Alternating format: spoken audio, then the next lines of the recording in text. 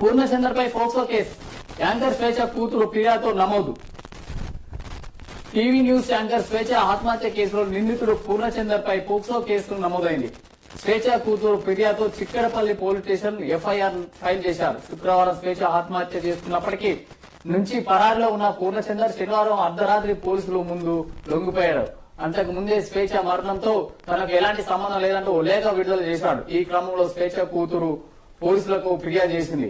పూర్ణచందర్ లేఖలో రాసినవన్నీ అబద్దాలేనని, తనతో అసభ్యంగా ప్రవర్తించేవాడని, అమ్మతో ఎప్పుడు కలవనిచ్చేవాడు కాదని అందులో పేర్కొంది. పెళ్లి పేరిట తన తల్లి స్వేచ్ఛను నమ్మించి మోసం చేశాడని, ఆమెను ఆత్మహత్య చేసుకునేలా ప్రేరేపించాడని తెలిపింది.